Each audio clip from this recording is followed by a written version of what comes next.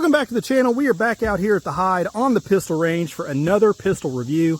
And this one here, if you look at the video title and the thumbnail, so in my eyes, this right now is the best budget handgun on the market. Now, these right here have been around for many years, but I think a lot of times these guns kind of fall by the wayside with all the new bells and whistles and things that come out in the marketplace that kind of take over, you know, some of the things that, you know, before were good. And I really think this right here fits the bill. So I wanted to revisit this. So a huge shout out to our friends over at Aim Surplus for sending this out and letting us take a look at it for this video. But this right here is a Leo trade-in. And if you've not looked into that much, I tell you, you're doing yourself a disservice, because you can get some extremely quality handguns for very little money. And they're name brand, they have proven track records, and they work. Now, if you're looking for something like this, maybe you're looking for something, you know, maybe a stash away gun, maybe something to get an additional EDC, maybe a bedside gun. Now, any of those philosophies of use, the number one thing, the gun has to go bang. Now, these particular type of guns, they have really great track record. They've been around for a long time, and everybody knows that they work. So what is this one? This is going to be the Smith & Wesson Gen 1 M&P 40. Now, granted, 40 caliber is kind of a sore spot with a lot of people, but if you watch my channel, I like 40. Even during the ammo crunch, you could still find 40 Smith & Wesson ammunition on pretty much every shelf that I went to around me locally, and you could still find it online. And now, granted, the only time I would probably steer away from 40, recommendation-wise, is going to be maybe with a new shooter, somebody that doesn't have a lot of experience with handguns. But I'm here to tell you, if you put the time in, you're still going to be able to shoot one of these just as good as you can a 9mm. And then we always have the argument, well, 9mm, you can carry more rounds. Yeah, that is true, but magazines for these are ridiculously cheap. You can get them there at AIM. You can get them pretty much anywhere.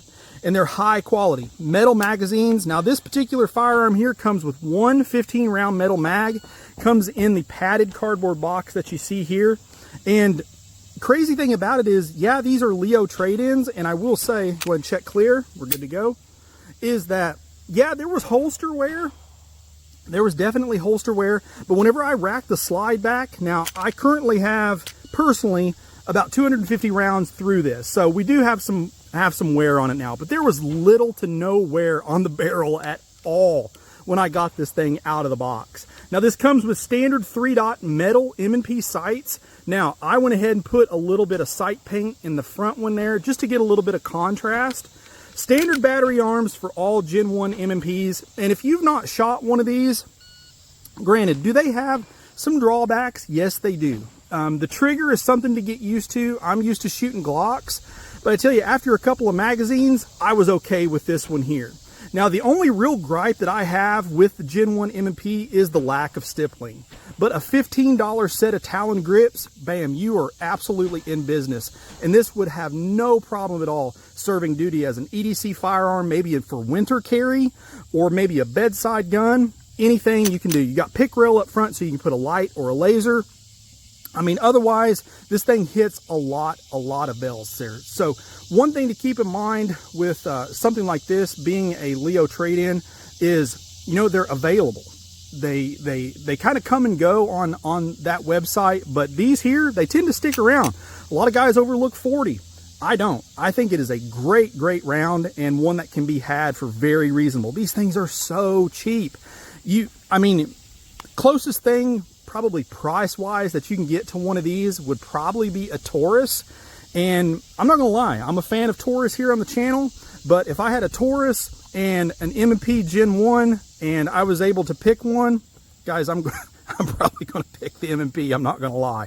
Track record is just a lot better. I mean, it's a Smith & Wesson. And if they were good enough for law enforcement to carry, I mean, they're good enough for us to carry as well.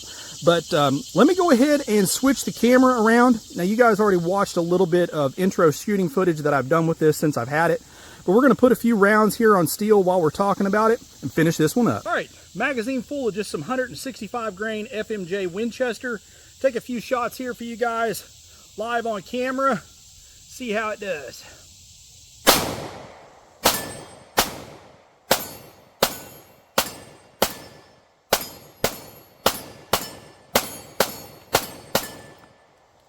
Makes it sing, I tell you that. Do want to go ahead and shoot some jacketed hollow point for you guys and let you all see that. So not only does it have to be reliable with FMJ for training, but we do need to be able to shoot some personal protection ammo. And as I mentioned, guys, you know, the M&P Gen 1, it did have some faults, but one of those faults was not reliability. I mean, they do go bang. And one thing I also forgot to mention is they feel absolutely great in the hand. There's no question about that. Definitely does feel better in the hand than my Glocks.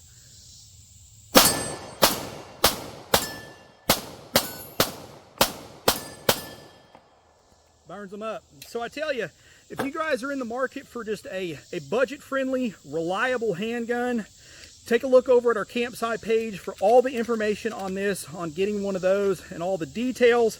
But if you like this content, please like, share, and subscribe. It really does help the channel. As always, shoot straight. Later.